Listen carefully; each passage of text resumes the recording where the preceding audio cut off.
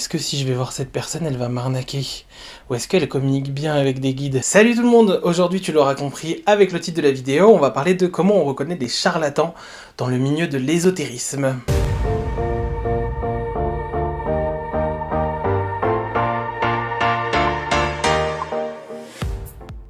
Avant toute chose, si t'es content de me voir ici, tu peux mettre un like, partager, commenter.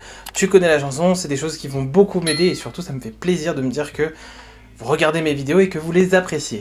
Et donc aujourd'hui c'est parti pour comment on reconnaît un charlatan. Avant toute chose je vais faire un petit disclaimer, ça ne reste que mes croyances, mon avis, on a le droit de s'accorder sur des désaccords en commentaire. Alors j'ai décidé de faire cette vidéo parce que je recevais énormément de messages sur comment on reconnaît les charlatans ou pas, est-ce que lui il est vraiment connecté ou pas, et l'idée de cette vidéo c'est vraiment pas du tout de faire une chasse aux sorcières entre guillemets, moderne, en disant oui lui il est connecté, lui il l'est pas, lui il en profite, lui il l'est pas. On va déjà aller voir la définition de ce que je qualifie comme un charlatan. Pour moi, un charlatan, c'est quelqu'un qui va se faire passer pour un médium alors qu'il n'a pas forcément les qualités ou les capacités, ou qu'elles sont peut-être mal développées, j'en sais rien. C'est aussi quelqu'un qui va arnaquer, donc ben là, ça va être quelqu'un qui va vraiment être dans l'illégalité, puisqu'il va vous vendre des choses qui sont fausses en réalité. D'ailleurs, c'est un peu la définition de l'arnaque, hein. Et surtout, c'est quelqu'un qui va aussi potentiellement profiter de la faiblesse de certaines personnes, parce que oui, dans le milieu de la spiritualité, il y a des gens qui sont plus ou moins faibles, et que tout le monde n'a pas une bonne éthique et une bonne valeur, et que certaines personnes vont vouloir en profiter. Ça peut passer par plein de points, ça peut être financièrement, demander des sommes astronomiques et régulièrement pour un service qui ne vaut pas ça, mais on va en parler du prix. Ça peut être aussi psychologiquement et émotionnellement prendre l'ascendant sur quelqu'un. Souvent c'est pour de l'argent, ça peut être aussi pour plein d'autres raisons. Ça peut être aussi quelqu'un qui va vous agresser en fait, en vous faisant croire que cette agression elle est nécessaire pour votre évolution spirituelle ou autre. Là je vais m'attarder sur ce genre de profil bien évidemment. Je vais pas m'attarder sur des personnes qui par exemple font de la magie noire et savoir est-ce que c'est bien ou pas de faire de la magie noire. Là je vais vraiment m'attarder sur le profil que j'ai décrit plus tôt. D'ailleurs je vais commencer par un point qui me semble très essentiel de préciser. C'est pas parce que quelqu'un vous donne une consultation et que ça vous parle pas ou que ça vous parle moins que c'est un charlatan. Ce que je veux dire par là, c'est que ce qui vous parle pour vous et ce qui résonne en vous va être différent de ce qui parle au voisin et de ce qui résonne pour le voisin. Donc quelqu'un que je vais aller voir moi par exemple, qui va me faire une consultation qui va me bouleverser, je vais me dire mais c'est incroyable, il aurait jamais pu deviner ça, et comment il a fait, etc. Et qui moi va totalement rentrer en résonance avec moi et me parler, et bien peut-être que mon voisin, ma soeur, mon frère, ma cousine, j'ai pas de frère, bref, peut-être que quelqu'un de mon entourage va le vivre en mode ouais bof, c'était pas ouf quoi. C'est ça que je vais expliquer dans un premier temps, et c'est ça qui est difficile entre guillemets dans ce sujet que je vais aborder, c'est pas parce que ça vous parle pas que la personne n'est pas sincère en face, et c'est pas parce que ça va parler à l'autre que ça va forcément vous parler à vous. C'est sur ce point-là que tout mon raisonnement entre guillemets s'appuie. Par exemple, moi ça m'arrive de me connecter avec des gens qui eux-mêmes sont connectés, et ben moi je vais voir ou sentir des choses que les personnes ne vont pas voir ou sentir. Est-ce que je remets en question leur capacité? Non, pas du tout. C'est juste que c'est comme si j'allais me connecter qu'à une facette de la pièce et que eux ils vont se connecter à une autre facette de la pièce. D'ailleurs souvent les ressentis ou les informations qu'on en tire elles sont hyper complémentaires. Mais ce que je veux vous dire c'est que on peut pas tout baser sur le fait de tiens cette séance elle m'a parlé donc c'est quelqu'un qui a vraiment des capacités, ou tiens cette séance elle m'a pas parlé donc il a pas de capacité. Aussi, il y a quelque chose à prendre en compte, c'est que moi ça m'est déjà arrivé de faire des guidances à l'époque où je m'entraînais. De faire des guidances par exemple à des personnes qui me disent sur le coup « Non, ça me parle pas du tout, vraiment pas du tout, ça résonne pas en moi ». À l'époque, je peux vous dire que j'étais comme ça et je me disais « Oh mon dieu, je doutais, etc. etc. » Bref. Et en fait, ces personnes-là reviennent des fois 1 an, 2 ans après en me disant « Mais en fait, tout ce que tu m'as dit, ça prend énormément de sens et j'ai compris tellement de choses par rapport à cette consultation. » Et en fait, c'est venu parler plus tard, ou c'est venu résonner plus tard, peut-être parce que sur l'instant, ils n'étaient pas prêts à l'entendre, peut-être parce qu'ils avaient de la résistance, peu importe les raisons du pourquoi, du comment, en réalité, on voit bien que ça peut évoluer et que c'est évolutif. Et c'est là où vous allez me dire, mais c'est d'autant plus compliqué en fait. Comment je peux reconnaître un charlatan? Si ce qui me parle à moi, ça parle pas à mon voisin, bah en fait tout le monde est un charlatan et personne ne l'est. Ce qui nous emmène du coup à notre premier point. premier point, ça va être de créer votre propre définition de ce qu'est un charlatan, en réalité. C'est-à-dire que, moi, il y a des personnes vers lesquelles j'ai pas du tout envie d'aller et vers lesquelles je suis pas du tout attiré dans l'ésotérisme et la spiritualité, parce qu'elles ont pas le même cadre de référence que moi, parce que les propos qu'elles vont dire ou ce qu'elles vont partager, ça va pas du tout me convenir, et c'est là où c'est à vous de créer votre propre définition de ce qu'est un charlatan et de pourquoi vous avez envie d'aller voir quelqu'un. Et du coup, pour faire ça, c'est de s'intéresser à la personne. C'est-à-dire que avant de prendre une consultation avec quelqu'un, c'est de s'intéresser. Qu'est-ce que dit la personne? Comment elle le dit? Comment elle pratique? Est-ce que c'est clair? Est-ce que c'est pas clair? Est-ce que si vous avez besoin d'informations supplémentaires, elle peut vous les fournir? Quel contact vous avez avec cette personne? S'intéresser, mais vraiment, pour moi, dans un premier temps, c'est un peu comme quand on va, je sais pas moi, choisir une équipe de rénovation, par exemple, si on veut faire des travaux chez nous. En fait, vraiment de la même manière qu'on va choisir une entreprise d'une certaine manière, en fonction du prix, de son discours de vente, en fonction de ce qu'elle propose, de ce qu'elle propose pas, de comment il travaille aussi. Est-ce que j'ai un bon contact? Est-ce que j'ai pas un bon contact? Est-ce que quand je vais le contacter, par exemple, il me répond? Est-ce que j'ai une réponse rapide? Tout ça, ça peut être des choses qui peuvent venir vous indiquer déjà beaucoup de choses, parce que en réalité, c'est ça qui va créer le truc de est-ce que je le sens ou est-ce que je le sens pas en fait. Donc ça, c'est la première chose, c'est s'y intéresser. Et quand vous allez vous renseigner sur la personne, peut-être que vous allez vous rendre compte qu'il y a des choses qui sont immorales ou illégales. Parce que oui, dans la spiritualité, il y en a qui en profitent pour faire des choses qui sont complètement illégales ou même immorales. Le domaine de l'illégalité, ça semble assez vite vu. Le domaine de l'immoralité, c'est votre propre morale, donc c'est de voir est-ce que ça vous convient ou pas. Par exemple, de se renseigner sur l'éthique de la personne. Moi, je le dis un peu partout, mais dans mes consultations, il est hors de question que j'aille me connecter à l'autre sans son consentement. Donc, si vous venez, par exemple, et que vous avez un problème relationnel avec quelqu'un, je vais me connecter à ce qui vous concerne, mais à ce qui concerne la personne, je vais pas aller m'y connecter, en fait. Parce que dans mon éthique, je vais pas me connecter à quelqu'un qui ne l'a pas demandé ou qui ne le souhaite pas. Ça, c'est un exemple parmi tant d'autres, mais peut-être que pour certains, c'est pas grave si les gens le font. Chacun son éthique en réalité, mais pour moi, c'est très important. Et du coup, c'est important que vous aussi, ça vous convienne. Et sur l'immoralité, il y a aussi d'autres choses qui viennent rentrer en compte. Par exemple, sur TikTok, cette bonne vieille plateforme où vous n'hésitez pas à aller vous abonner. On peut trouver beaucoup de personnes qui font des lives où ils ouvrent des livres de réponses. Je ne sais pas si vous connaissez le principe, c'est des livres où ont été mis à l'intérieur de manière complètement aléatoire des réponses assez binaires. Tu es fait pour ceci, oui, non, peut-être, trouve un autre chemin, tu es en cours de réflexion. Et les personnes, elles font des lives où elles énoncent le nom des gens et elles ouvrent à la chaîne vraiment de manière assez froide et elles vont, c'est leur consultation qu'elles donnent sur TikTok, bien évidemment, je suppose qu'il y a toute autre chose derrière. Et ça en fait c'est de se poser la question, par exemple, est-ce que ça me convient? Est-ce que j'ai envie d'être une ligne, Virginie, tu vas à la réponse en toi, et au revoir, et on passe à autre chose?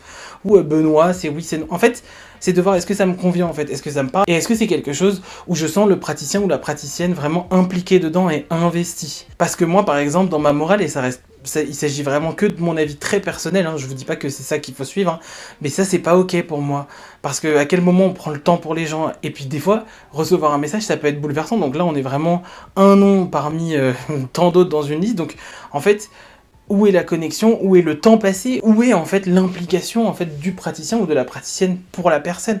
Mais ça, bon là moi je suis pas foncièrement d'accord avec ça, mais les gens font bien ce qu'ils veulent et je respecte vraiment qu'ils le fassent. Mais c'est comme dans certaines entreprises de bâtiments ou de BTP par exemple, quand on va aller, ils vont nous recevoir à la chaîne en fait. Mais est-ce que j'ai envie d'être reçu à la chaîne et d'acheter des choses parce que la personne elle a dit oui, tiens, tic tac tac tac, ou est-ce que j'ai envie de prendre le temps de construire mon projet avec quelqu'un qui va vraiment s'y intéresser? En fait, c'est un peu le même fonctionnement. Et ça va être aussi, et là j'insiste vraiment dessus, de se renseigner sur comment la séance va se dérouler, qu'est-ce que la personne va vous demander si elle vous demande de faire quelque chose ou pas, et de vraiment prendre le temps de s'informer là-dessus. Par exemple, alors attention, on va parler d'un sujet assez sensible que j'affiche juste ici, mais par exemple, j'ai vu un reportage la dernière fois sur un pseudo-médium mexicain, au Mexique du coup, qui pour libérer les vies antérieures, demandait aux femmes qui venaient le consulter, parce que c'était globalement des femmes, de lui toucher l'entrejambe, et en fait les agresser sexuellement dans le but de libérer les vies antérieures. Ça, c'est hyper important d'aller se renseigner sur comment la consultation va se passer. Je peux comprendre qu'il y ait une partie de la consultation qui sont un peu mystérieuses, et puis de toutes les façons, même nous, en tant que praticiens ou praticiennes, des fois on reçoit des messages où il y a une partie d'inconnu. Mais moi, mes consultations, elles ont encore qui sont très précises, et que je suis ok de délivrer, que pour moi, c'est très important d'aller délivrer. Et d'aller vous questionner sur le sens aussi. Est-ce que ça a vraiment du sens de faire ça ou pas, en fait? Et d'aller vous renseigner aussi sur les autres, comment ils font. Et par exemple, là, le Mexicain, en l'occurrence, c'est un cas vraiment très isolé. C'est juste un gros connard qui profite pour agresser les gens. Il n'y a rien à tirer de cette personne et il n'y a vraiment rien à tirer de lui. J'ai pris un exemple très extrême, bien évidemment, pour vous montrer que des fois, dans la spiritualité, on trouve des choses qui sont vraiment mauvaises, en fait. Mais à une autre échelle, c'est de vous renseigner et de vous rendre compte à votre propre échelle de qu'est-ce qui vous semble moral et de qu'est-ce qui ne l'est pas. Et bien évidemment, de qu'est-ce qui est légal ou de qu'est-ce qui ne l'est pas. Ce qui va nous mener du coup au conseil suivant. C'est d'en parler autour de vous, d'en parler avec des personnes qui potentiellement ont déjà pris une séance si vous connaissez. Là, ce conseil, il est peut-être pas forcément applicable parce qu'on va pas forcément avoir des gens qui ont déjà fait une séance avec cette personne, mais en tout cas, c'est de lire les avis, voir aussi est-ce que c'est du bouche à oreille, est-ce que vous avez confiance en la personne qui est venue vous en parler ou pas. Et puis, c'est de se rencarder aussi sur, je dis une bêtise, mais par exemple, lui... il propose des vies antérieures et il les fait en lecture simple et il nous dévoile les informations. L'autre, il va nous demander, je dis une bêtise, de le faire que à minuit, le jour de pleine lune. Voilà, je dis vraiment des bêtises. Bon, c'est de se regarder pourquoi ils le font comme ça. Est-ce que c'est dans leur pratique et c'est ok? Est-ce que moi, ça me dérange de le faire ou pas? Et puis, essayer de comprendre, en fait. Encore une fois, on en arrive à se renseigner et aussi à voir qu'est-ce qui est ok pour nous ou pas, en réalité. Mais pour moi, c'est aussi la base. Encore une fois, c'est comme quand on va prendre une entreprise pour faire des rénovations. Il y en a qui vont travailler avec des matériaux qui vont être hyper écologiques et ça me convient parfaitement bien. D'autres qui vont pas le faire et ça me convient aussi parce que de toute façon là l'urgence c'est de faire mes travaux par exemple. Vous voyez, en fait, c'est de traiter la chose un peu comme si c'était juste une entreprise vers laquelle on allait, et donc du coup c'est de se renseigner sur le service, sur le pourquoi et sur le comment. Et dans la spiritualité, je vais rajouter aussi un truc sur ne pas se laisser berner par les idées qui vous semblent incroyables et magnifiques et totalement bouleversantes. Là, c'est encore une fois mon avis très personnel, mais pour moi, il n'y a pas une baguette magique, il n'y a pas une chose magique qui va vraiment vous donner une solution, même s'il y a des séances qui peuvent vraiment être des fois très parlantes et très chamboulantes. À la fin de la journée, c'est à l'intérieur de nous que ça se passe déjà en un. Et même s'il y a des expériences qui peuvent vraiment changer une vie, je le cache vraiment pas du tout. L'idée, c'est en fait de vous renseigner sur est-ce que ça vous semble logique et est-ce que ça a du sens pour vous? Est-ce que ça vous parle? Donc, est-ce que ça vous parle, mais est-ce que on vous en a parlé aussi? Et oui, mais bien évidemment, le bouche à oreille, c'est quelque chose qui fonctionne très bien. Ce que je voulais vous dire par rapport au bouche à oreille, c'est que bien évidemment, vous pouvez croire le bouche à oreille, tout à fait, surtout si c'est votre meilleur ami.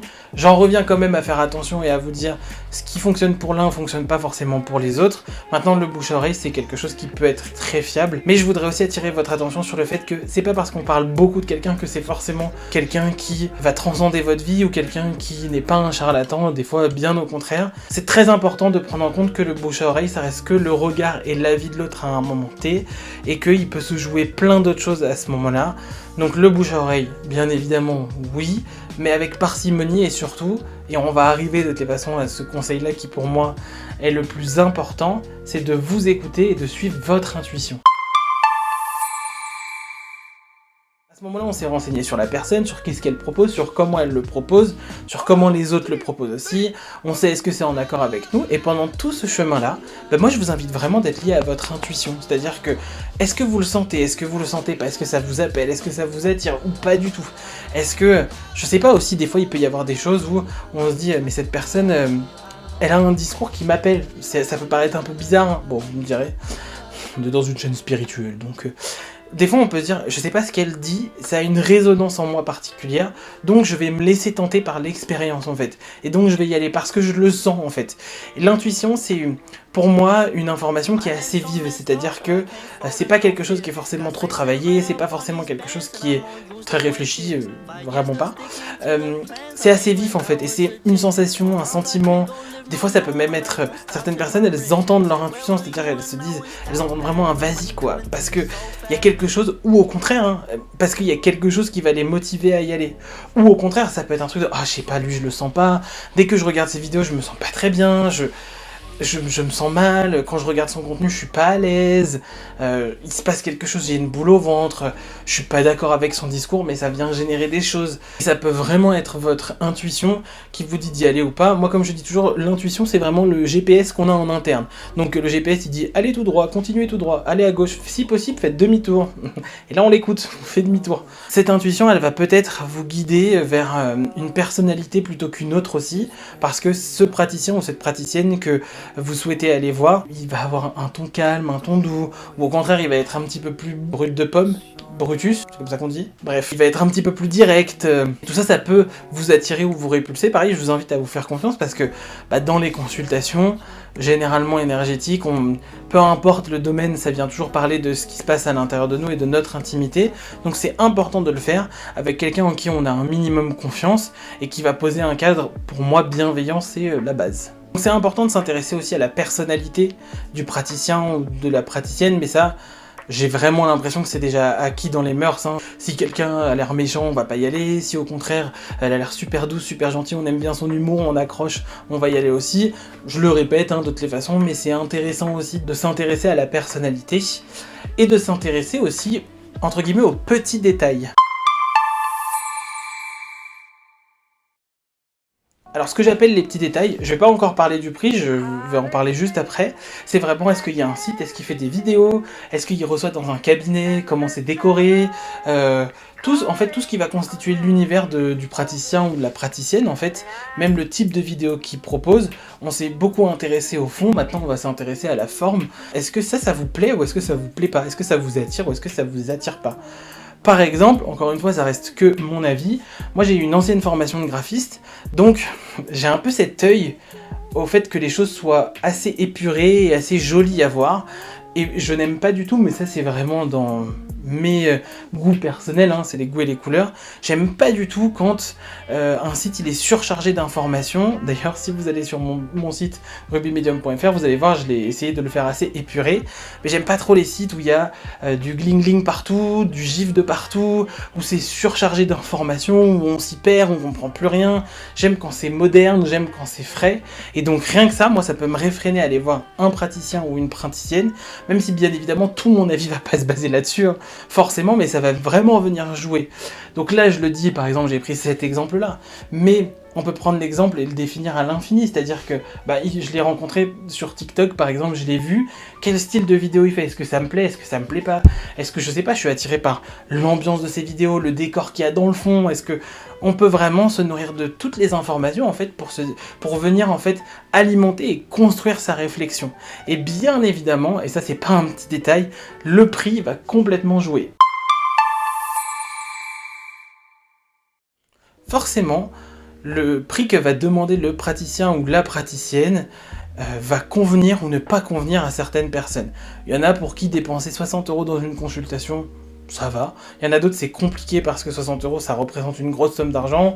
D'autres qui vont dire que c'est pas cher du tout pour le bénéfice que ça. Bref, c'est très important que vous soyez à l'aise avec le prix que propose le praticien. Alors des fois on peut le trouver un peu trop haut, ou des fois même un petit peu trop bas, mais c'est important que ça vous convienne en réalité. Essayez de décrypter ce que comporte le prix, c'est-à-dire qu'on peut se dire mais 200 € pour une séance c'est super cher, et en réalité on va se rendre compte que en vrai il y a je sais pas 15 séances qui vont durer 3 heures chacune, donc quand on fait le calcul à l'heure, bon ça donne vraiment pas grand chose. Par exemple, c'est important que vous soyez très à l'aise avec le prix. C'est aussi important de faire attention au prix parce qu'aujourd'hui, sous prétexte de miracles ou sous prétexte de beaucoup de super choses qui peuvent vous arriver ou aller dans votre sens, on peut vous demander un prix qui est exorbitant. Moi j'ai envie de te dire que le juste prix c'est celui que vous avez déjà envie de mettre et celui que vous pouvez mettre. Et c'est aussi intéressant d'essayer de comprendre pourquoi le ou la praticienne a décidé de mettre ce genre de prix et de pratiquer ce genre de tarif. Parce que on est vraiment dans un monde pour le coup où il n'y a pas de tarif unique. Les prix c'est vraiment très personnalisé, c'est-à-dire que moi je vais fixer des prix, mon voisin qui est génial et qui fait des consultations super, il va fixer d'autres prix.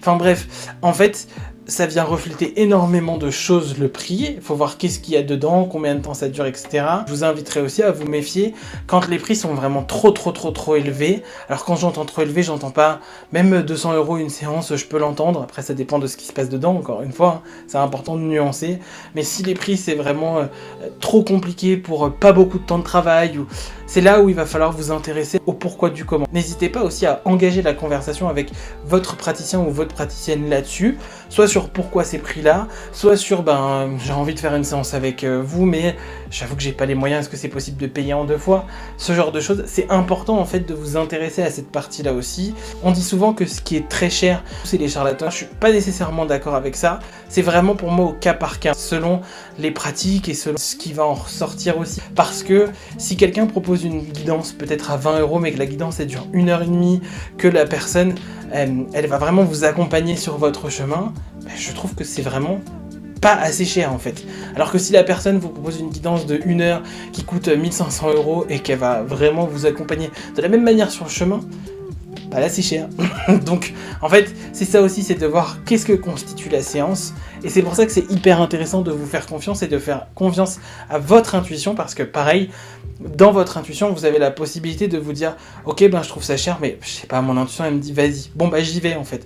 Peut-être que vous allez pas le regretter en fait. De la même manière que vous allez prendre une boîte de rénovation qui est peut-être un petit peu plus chère, mais je sais pas, il y a quelque chose qui vous tranquillise et à la fin vous êtes super content de vos travaux. Et inversement, peut-être que vous allez vous dire je sais pas, non j'ai pas envie de payer autant, vous allez pas le sentir, vous allez le faire et vous allez être déçu. Donc c'est là aussi où, de toutes les façons, pour moi reconnaître un charlatan ça se base vraiment sur son intuition, et comme je vous disais, c'est pour moi la base. Cette intuition elle va vraiment venir vous guider à tout moment en fait. Coucou, c'est le Ruby du montage, j'avais 2 petites choses à vous dire par rapport à cette vidéo. La première chose, c'est par rapport au prix. N'hésitez pas à vous renseigner aussi sur les prix aux alentours. Il y a vraiment des fois des trucs qui pour moi sont hors de prix, et il y a des choses qui devraient pas coûter aussi cher.